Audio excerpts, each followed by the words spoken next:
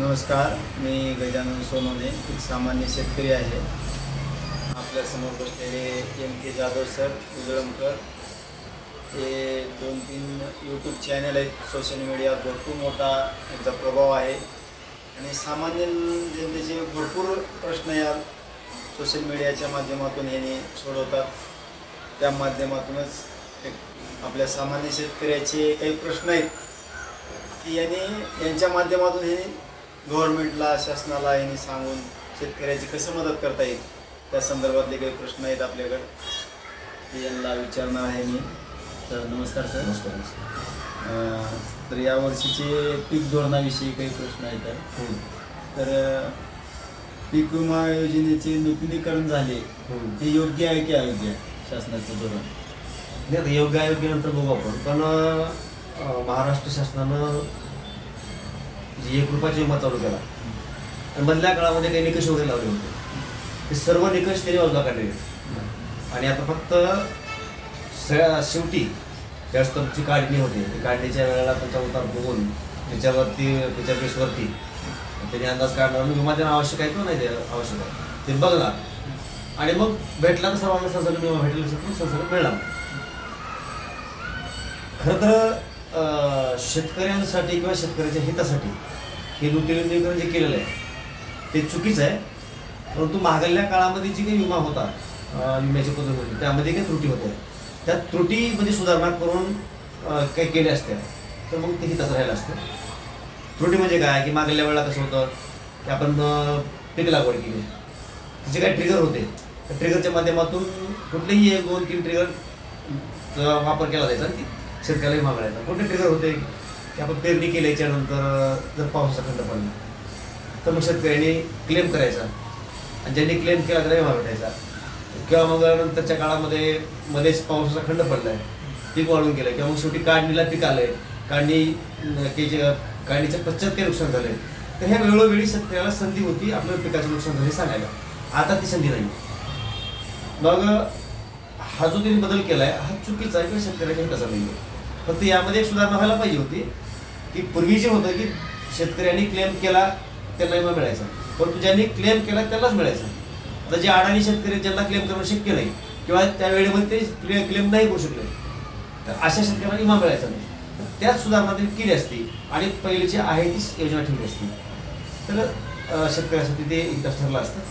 आता नवीन जी पूर्णपणे केलेलं आहे हे शेतकऱ्यांचं किती हिताचं आहे कसं आहे येणाऱ्या काळामध्ये शासनाच्या डोक्यात काय चालले नेमकं हे कळू शकणार आहे. परंतु प्राथमिक दर्शनात पाहिलं तर लक्षामध्ये बसू शकते की शेतकऱ्यांच्या हिताच्या दृष्टिकोनातून हा निर्णय कसा फायदेशीर नाही. तुमचं काय म्हणणं आहे, शेतकऱ्याच्या हितासाठी काय करावं लागेल जेणेकरून चांगलं होईल सरकारला? म्हणजे फक्त पीक विम्या संदर्भामध्ये का? नाही, पीक विम्या संदर्भात. पीक विम्या संदर्भामध्ये आता पूर्वी जे 1 रुपयाचं त्यांचं धोरण होतं त्यांनी 1 रुपयाचं ठेवायला पाहिजे होतं, पहिला टॉपिक.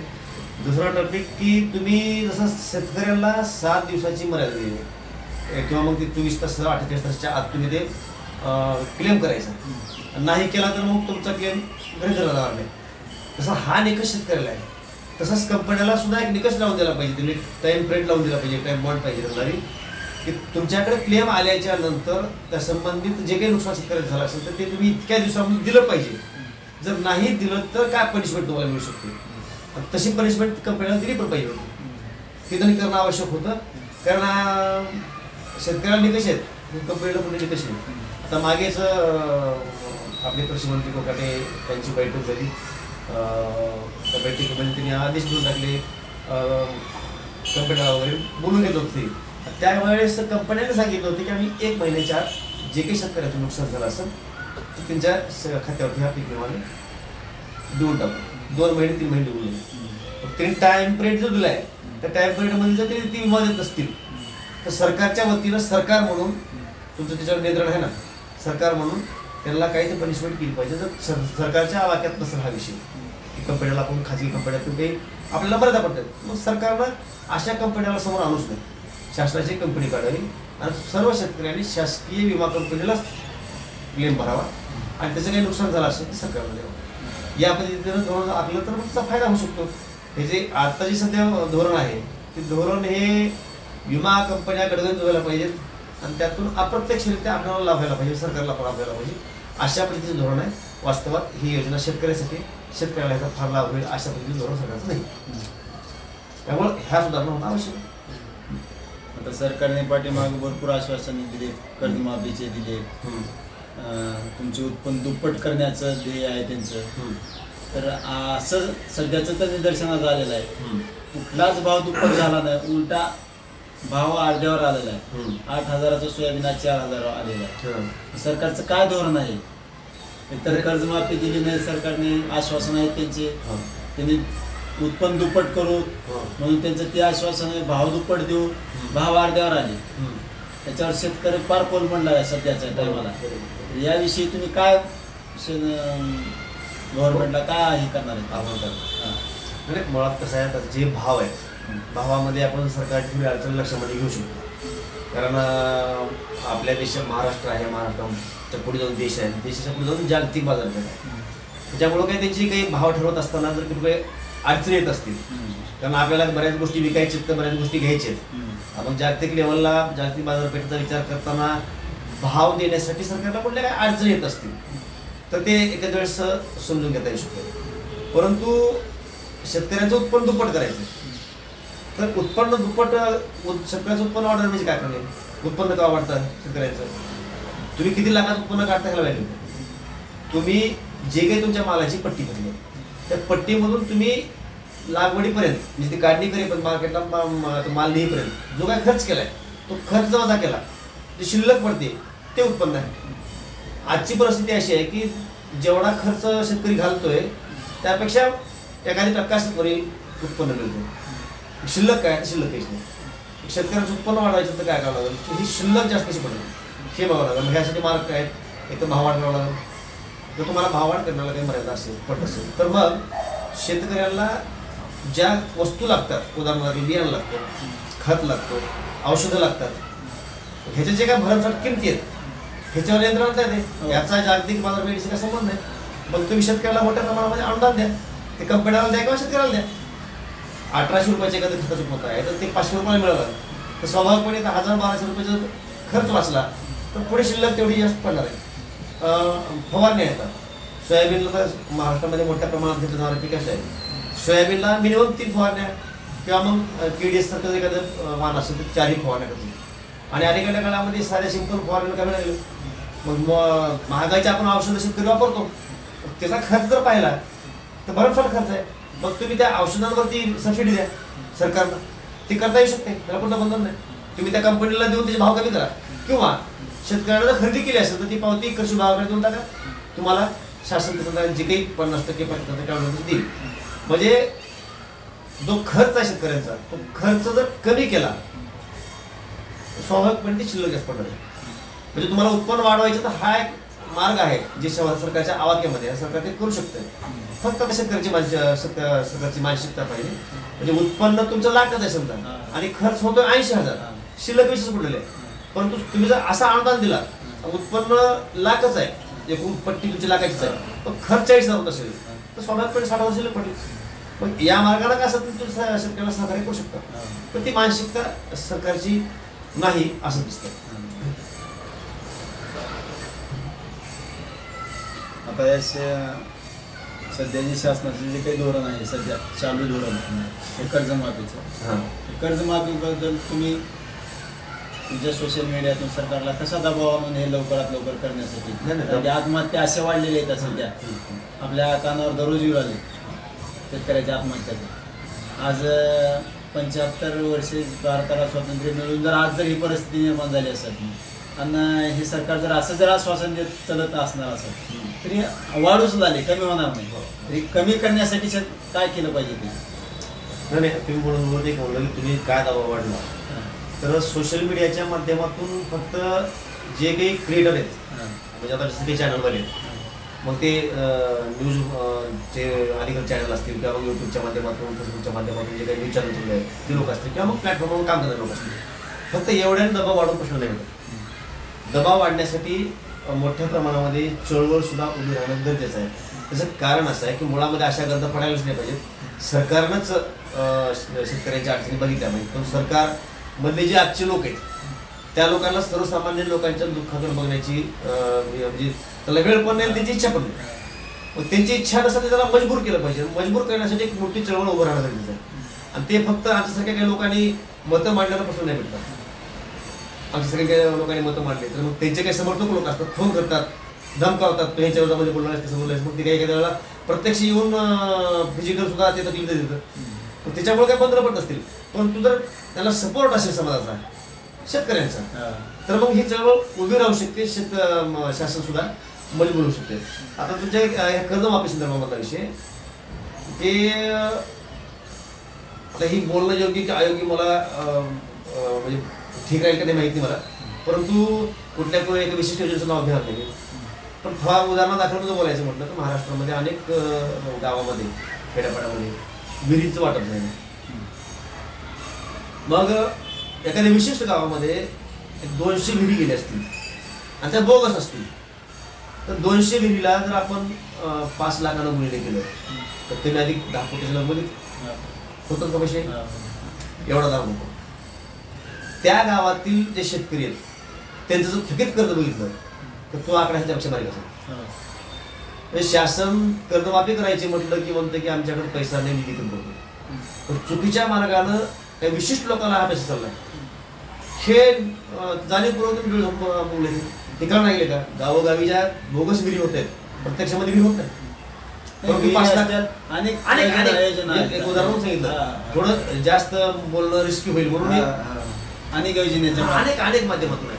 मी उदाहरण एक विहिरीचा विषय घेतला की माझ्यासारख्या एका व्यक्तीला जर 5 लाख रुपयाची विहीर मिळते मी ती करत नसेल आणि सध्या नाही, मीही घेतोय, माझ्या बायकोला देतोय, माझ्या बापाला देतोय, माझ्या भावाला देतोय, माझ्या घरामध्ये 10 विहिरी येतात, मी 50 लाखाचं मी थांबले. पण मी तुमच्या कामाचा समजा राजकीय दृष्टीने तर डोळ्यात केली जाते. जे खरंच गरजवंत लोक आहेत त्यांना जर लाभ मिळत नाही त्या योजनेचा. परंतु मला असं म्हणायचं की हा असं एखाद्या विशेष गावामध्ये जर एक 10 कोटीपर्यंतचा आकडा बोगसमध्ये गेला असेल आणि ते जर बारकाईने लक्ष ठेवून तोच पैसा जर इकडं शेतकऱ्यांकडे कर्जमाफी तर होऊ शकतं. यासाठी काय पाहिजे, मुळामध्ये शेतकरी त्या ठिकाणी जे काही सत्तेमध्ये बसलेले लोक आहेत त्यांना शेतकऱ्याबद्दल थोडा बहुत कळवायला पाहिजे. त्यांचं दुःख त्यांना दिसलं पाहिजे. नुसतं दुःख दिसून फायदा नाही, दुःख बघितल्याच्या नंतर त्यांना त्याचं मन हळवं पाहिजे. त्यांना वाटलं पाहिजे किंवा नाही आपण त्या पदावरती बसलं, आपलं काम आहे, हे 3 दुबळे लोक आहेत आणि ह्यांना मदत करण्यासाठी आपल्याला सत्ता भेटते, आपण काय मदत करू शकतो केली पाहिजे. म्हणजे अनेक लोकांना अनेक कंपन्याला मदत होते आहे, त्यांचं अनुदान माफ होत आहे, पण शिक्षणाला होत नाही. आणि ह्याच्या मागे फार मोठ्या गोष्टी असतात ना, राजकीय दृष्टिकोनातून बघितलं तो एक वेगळा विषय होऊ शकतो. परंतु कर्जमाफी देणं फार अवघड नाही. त्याच्या मागे तुम्हाला आणखी एक लॉजिक सांगतो. कर्जमाफी महाराष्ट्र सरकार देणार का नाही तर 100% देणार. केव्हा देणार तर 2029च्या इलेक्शनच्या आधी 5 महिने. म्हणजे या 24-25च्या इलेक्शनला लाडकी बहीण हा एक महत्वाचा पॉईंट झाला, ज्याच्या माध्यमातून हे निवडून आले. तर पुढच्या इलेक्शनला एक महत्वाचा पॉईंट पाहिजे, तो असेल हा कर्जमाफी. परंतु तिथपर्यंत जाईपर्यंत कितीतरी लोक आत्महत्या केली असतील, कितीतरी लोक भूमिहीन झालेले असतील, त्यांना 1 एकर 1/2 एकर जमीन ती लोकांनी जमीन विकून टाकली असेल. हे जे नुकसान आहे ते नुकसान भरून दिले शकतो. आणि हे नुकसान होते का नाही होते त्याला नाही कळत. पण सर्वसामान्यांच्या दुखाकडे त्यांना बघायचं नाही, त्यांना फक्त आपली सत्ता रिपीट कशी येईल ती येण्यासाठी जे फायद्याचे लोक आहेत ते मोठे लोक आणखी किती काय मोठे होते त्या नाही सत्ता कशी. मग ही जर पायंडा म्हणून काढायचा असेल तर मतदारांनी सुद्धा शेतकऱ्यांनी सुद्धा विचार करणं गरजेचं आहे की हे पक्षीय प्रेम बाजूला ठेवून आपल्याला हिताचं कोण आहे, आपल्या फायद्याचं कोण आहे आणि नीतीला धरून राजकारण करणारा कोण आहे हे पाहून मतदान केलं तर येणाऱ्या काळामध्ये काही बदल होऊ शकते. अन्यथा ही प्रकार वाढत जाणार असं या बाबतीत मला स्पष्ट होतं. सगळ्यात महत्त्वाचं गेल्या 1 वर्षामध्ये आपण महागाईविषयी महागाईचा असा भस्मासूर झालेला आहे सध्याच्या टायमाला. सामान्य लोकांना जगणं मुश्किल झालेलं आहे. जगणं इतकी महागाई वाढली. त्याचं मूळ कारण काय वाटते तुम्हाला महागाईचं? का शासनाचं त्याच्यावर नियंत्रण नाही, काही मुद्दा म्हणून काही लादलेला आहे?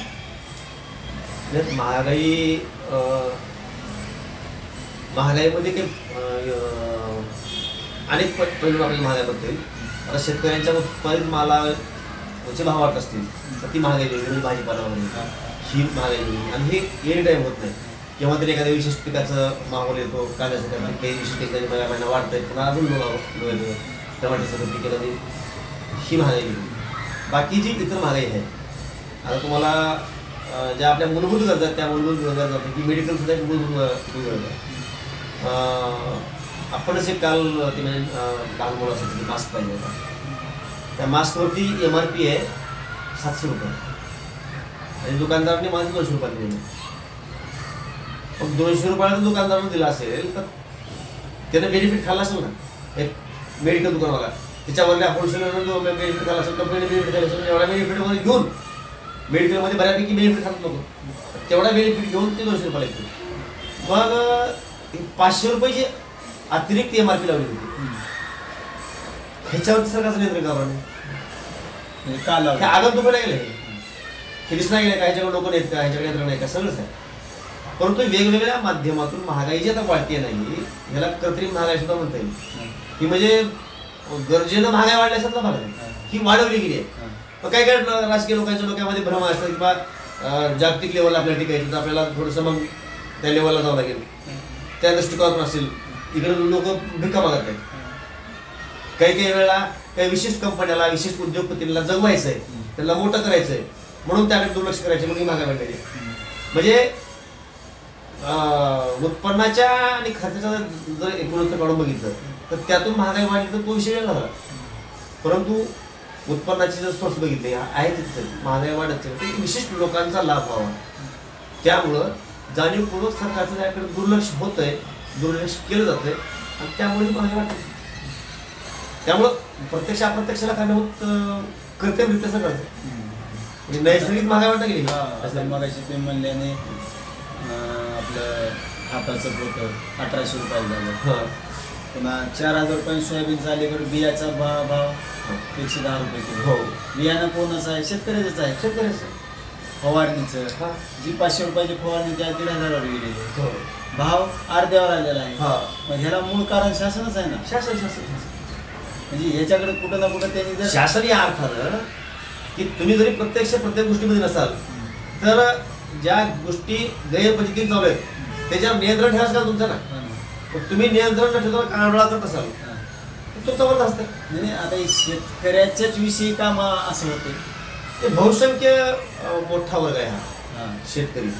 आणि बघा तुम्ही शुद्ध लोकांवर सत्ता करू शकत, तुम्हाला सत्तेमध्ये राहायचं. ज्या ठिकाणी शुद्ध लोक आहेत त्या ठिकाणी शुद्धच लोक राहायचं.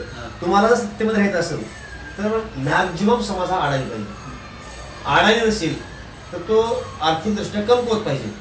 एकतर माणूस अज्ञानामुळं शांत बसते, काय म्हणून ते ऐकत आहे, नसेल तर मजबुरीमुळे ऐकत आहे, कोणाला बरंच काही. पण तू जर आपण वळवळ करावं तर आपली मजबुरी आहे.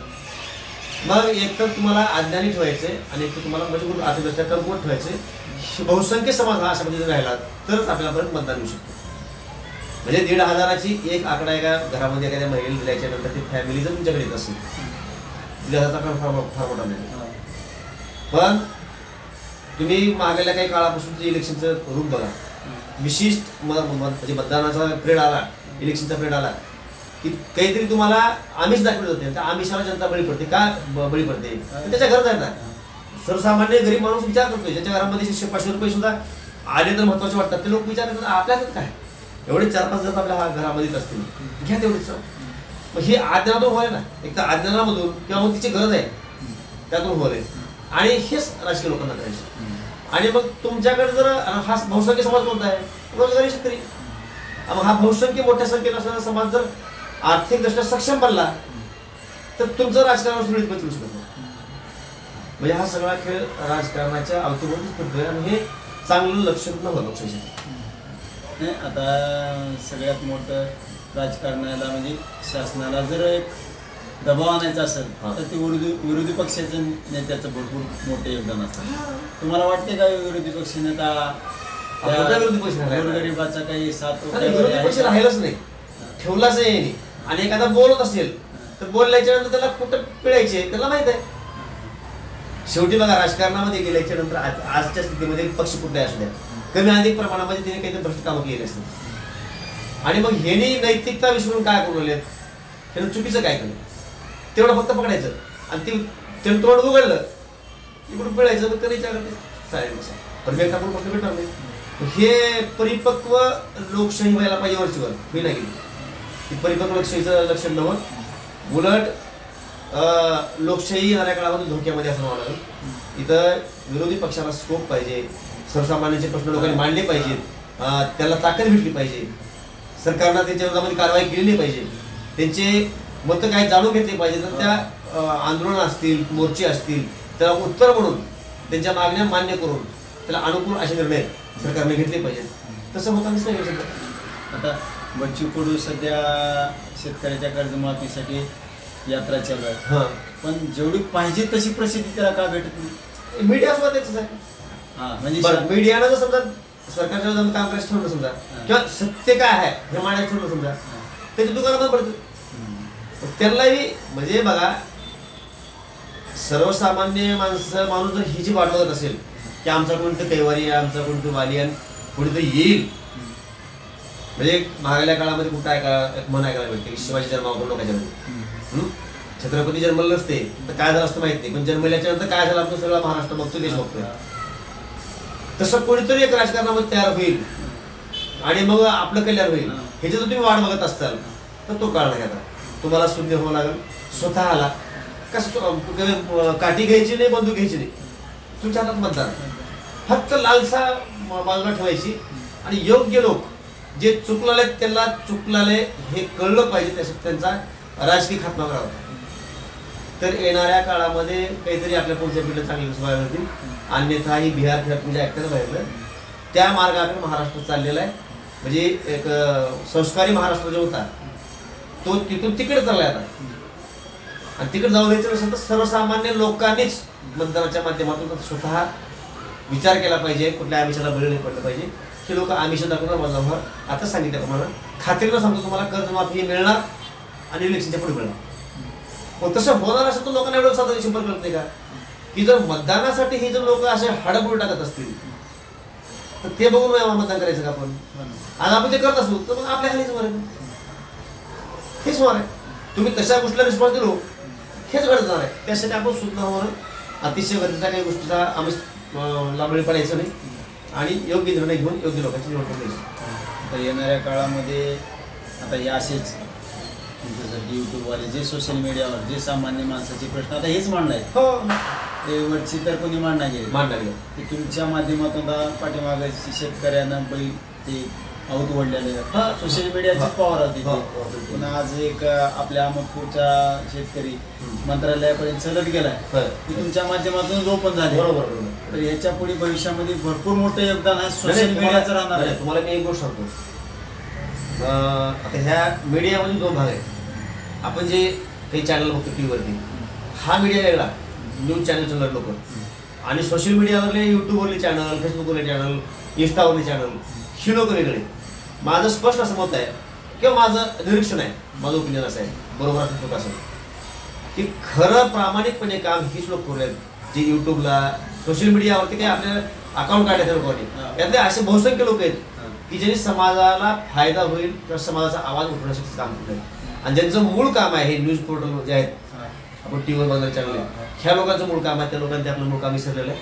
ते लोक फक्त राजकीय लोकांच्यात म्हणजे काही पक्ष आहेत त्या पक्षांना अनुकूल वातावरण कसं होईल एवढंच त्याचं काम चालू आहे. त्याच्यामुळे सर्वसामान्यांची कल्याणाची जी काही भिस्त आहे ती खऱ्या अर्थात युट्यूबर्स आहेत ह्या लोकांच्या खांद्यावरती आणि ते प्रामाणिकपणे सध्या तरी काम करू काही विषय नाही. बाकी आता ते उत्पन्न वगैरे होत आहे, काही जाहिरात वगैरे घेत आहेत, हा व्यवसायाचा भाग झाला. परंतु सर्वसामान्याचा आवाज उठवण्यासाठी हे प्रामाणिकपणे सध्या हे काम करू जे काम ह्या न्यूज चॅनलने केलं पाहिजे. त्याच्यामुळे अशा लोकांना सपोर्ट मिळणार अतिशय गरजेचं. धन्यवाद सर, अतिशय योग्य असं आपण मार्गदर्शन केले आणि असंच भविष्यामध्ये सामान्य जनतेचा शेतकऱ्याचा प्रश्न अशाच करत राहाल. त्यासाठी भविष्यात तुम्हाला अतिशय चांगला स्कोप आहे. आणि बघा तुम्ही गोरगरिबाचे हे कामं करतायत हे आशीर्वाद 100% भेटणार. आणि एक दिवस यूट्यूबमुळेच ही क्रांती घडत तुम्ही चळवळ म्हणली आहे. हो, त्याला सोशल मीडिया हाच कारणीभूत राहील क्रांती घडण्यासाठी. त्याच्या आता कशा प्रत्येकाच्या हातात मोबाईल आहे, प्रत्येकाला कळलं काय करायचं, फक्त वळणा गेले. तरी वळण्याचं काम जर तुम्ही सर्व लोकांनी जर केलं सोशल मीडियाच्या, तर ही क्रांती इथूनच होणार आहे. बाकी क्रांती बाहेरून कुठून होणार नाही. असंख्य लोक ते प्रामाणिकपणे काम केलं आणि त्याच्यावरती दिसत आहे बिलकुल ते त्याचं प्रामाणिकपणे काम केलं. सध्या तर ते प्रामाणिकपणे चालू आहे. असंख्य लोक आहेत. आता आमच्यापर्यंत आम्ही काम करलो, परंतु हा यूट्यूब सारखा फेसबुक सारखा प्लॅटफॉर्म तयार झाला ना, ते चांगलं झालं. त्याचा चांगल्या पद्धतीचा वापर समाजाच्या हितासाठी लोक करत आहेत. त्यामुळे सर्वांचे सुद्धा आभार मानले. धन्यवाद सर. धन्यवाद.